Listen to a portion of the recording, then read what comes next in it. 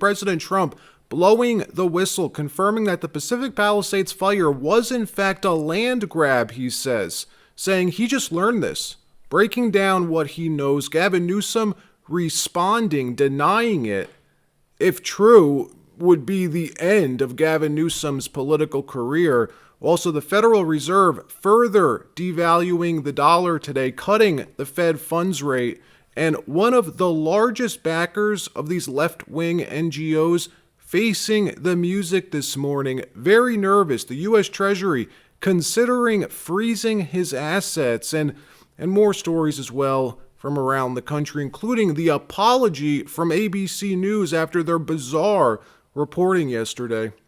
And now they're talking about this is among the most beautiful areas in the country. Now they're talking about putting low-income housing there. Can you believe this? I love low-income housing. I made money with low-income housing. I built low-income housing. I know more about low-income housing and luxury housing. I know about everything real estate. They want to replace some of those homes with low-income housing. President Trump confirming that the Pacific Palisades fire in Los Angeles, one of the worst fires in modern history, was basically one giant conspiracy. What is this conspiracy? President Trump saying all of this, one giant land grab, something we've been talking about for months, something the media, Gavin Newsom, lawmakers, all claiming was untrue, that rezoning wasn't happening, that Newsom never planned to rezone these lots from single-family to multi-family low-income zoned lots. Well, what do you know? 6 months later, yesterday, President Trump blowing the whistle on all of it, saying the California governor, Gavin Newsom, is now set to approve the building of low-income housing, that he's about to do it, that Newsom lied when he denied these allegations in the days after the fire 6 months ago. Trump saying that the low-income housing is now set to be up before these residents who lost their homes even get the chance to rebuild. They were never given the local permits. And going even further in this post, accusing the governor of letting the fire burn by refusing hundreds of millions of gallons of water from the Pacific Northwest. Here's the full Truth Social post that President Trump just posted yesterday. Let me read this to you. Again, written by the President of the United States, saying, shockingly, I have just learned that Gavin Newsom, the governor of California, is in final stages of approval to build low-income housing in Pacific Palisades.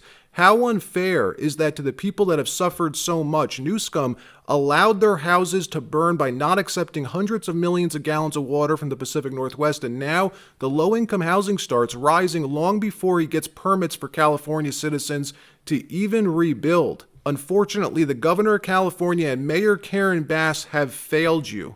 And look, if you live in California, not just LA, but anywhere, especially in the rural parts of the states, parts of NorCal, or along the Sierra Nevada border, anywhere along the border, you've been seeing this for years. The number of and the extent of the wildfire damage out there is unlike anywhere else in the entire country. It's beyond mismanagement, folks. Something has changed over the last 20 years. Everyone knows it. And if you live there and you ask your leaders in the state, the people you elect, your elected politicians, what do they say? They blame it on climate change. Why?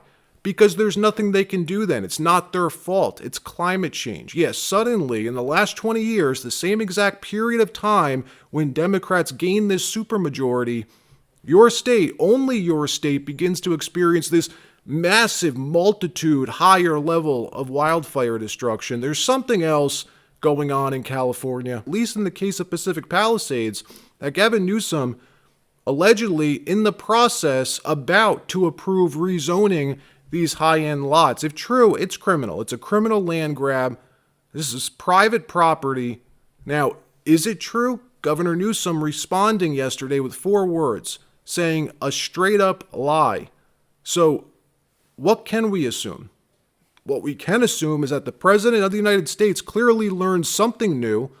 He's the president. He has access to much more info than any of us do. Based on public sourcing, at least to date, we do know that Newsom's allocated over $100 million for affordable rebuilding in LA County for the Pacific Palisades fire. But to date, no lots have been officially rezoned yet. We know there's been a lot of chatter, though, about this. Even in the days after the fire, Newsom even going on CNN and saying point blank that he won't let Pacific Palisades homeowners rebuild the same way. Watch this clip. You previously mentioned the timeline for rebuilding would be 6 to 9 months.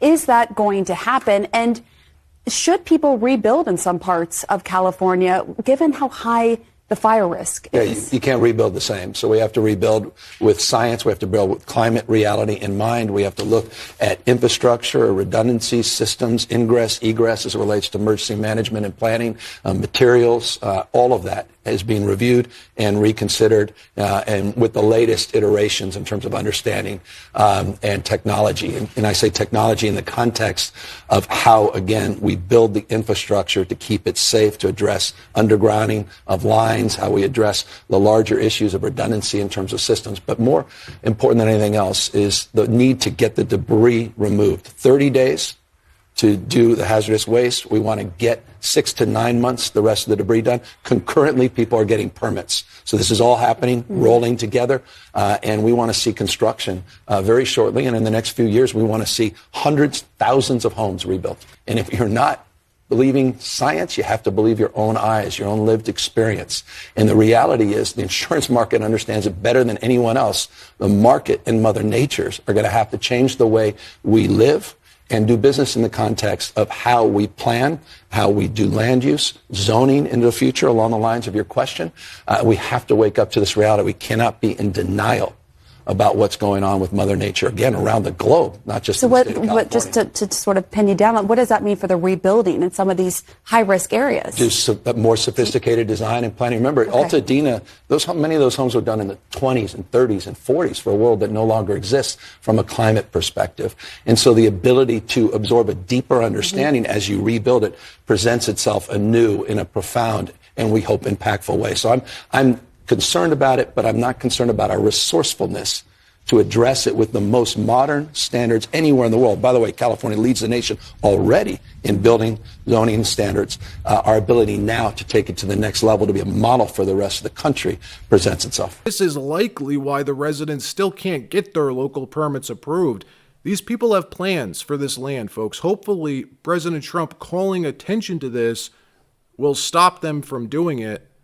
Meanwhile, we're learning a whole of government approach, a whole of government efforts now underway to go after, investigate, and hold accountable the left-wing nonprofit sector, the big money left-wing NGO network that's been fueling what the Trump administration is now calling civil terror in this country. Congresswoman Anna Paulina Luna revealing today that the House Oversight Committee has formally requested Scott Bessent at Treasury freeze the assets of Neville Roy Singham, an American citizen, a billionaire who's behind a lot of this, behind the Singham Group. If you thought George Soros was bad, Neville Singham is even more extreme. Not as rich as Soros, but still extremely wealthy. He's a billionaire and living where? Where does this guy live? He's not in the United States. He's not in Canada. He's living in communist China. Anna Paulina Luna saying Singham is funding and supporting far-left groups to sow division, hatred, and political unrest, creating the poisoned climate, she says, that's fueled the assassination of Charlie Kirk, and they are moving to freeze his assets. Watch what she said. I, for one, would love to see the honors continue for my friend, somebody who really did try to have a positive impact. There are those who strongly disagree with what Charlie Kirk was attempting to do with his messaging. As a lawmaker, how have you been able to sort of unpack how the reaction has been here in the nation's capital and more broadly all over the country? Well, for those of you who might not know, I actually knew Charlie personally. He's the reason why I'm in Congress. And so for me, it wasn't just a loss of a friend, but someone who mentored my political career. I mean, I think everyone's pretty much just shocked that it would come to this level of violence, but also, too, I think a lot of people want to ensure that this never happens again. We haven't seen an assassination like this since MLK, JFK, and RFK. Yeah. And I think that there needs to be things done to ensure that this doesn't happen again. What we're finding is that there are some NGOs that are being funded by foreign governments, specifically China, that have helped to sow a lot of the division in this country. And actually just today, House Oversight Chairman Comer and myself actually sent a letter to the Treasury, to Scott Bassett, and actually asked him to freeze the assets of Neville Singham, as he's one of these individuals that was funding largely some of these violent riots that took place most recently over the ICE raids. Yeah, and there are a lot of people who feel like there are others, Open Society and Ford and others, that may have had a hand in sort of fomenting, this is the argument they're making, in sort of fomenting discord among many Americans. And we'll have to see how that goes as investigations obviously continue. The Oversight Project reporting yesterday that Neville Singham's propaganda network is fueling the Dem Party's shift to the left, this massive shift that's happened over the last decade, revealing that it was Singham who funded the No Kings protests and others, but the No Kings specifically, that was that nationwide protest that just lasted for weeks. They had that website with that map that showed all the protests that they were organizing and funding. Because remember, these aren't organic protests. They're funding these protests, spending $114 million on it. That's how much this guy spent to set up, organize, and put together this No Kings protest. All the while operating from where? Inside communist China. Yeah, I'd say that's a problem. ABC News reporter Matt Gutman forced to apologize today after his bizarre comments yesterday. He's reporting about Charlie Kirk's assassin's text messages. If you didn't see that, here's some of what Matt Gutman said on ABC News yesterday. Watch this, and then we'll show you his apology. Watch. We have seen an alleged murder with such specific text messages about the alleged murder weapon, where it was hidden, how it was placed, what was on it, but also it was very touching in a way that I think many of us didn't expect. A very intimate portrait into this relationship between the suspect's roommate and the suspect himself, with him repeatedly calling his roommate, who is transitioning, calling him my love, and I want to protect you, my love. So it was this duality of someone who the attorney said not only jeopardized the life of Charlie Kirk and the crowd, but was doing it in front of children, which is one of the aggravating circumstances of this case. And on the other hand, he was, speaking so lovingly about his partner. So a very interesting and, as Pierre said, riveting press conference, David. It was tough. ABC News clearly feeling the pressure. Matt Gutman being ruthlessly criticized since that report yesterday. Well, this morning, going on X and apologizing, writing this.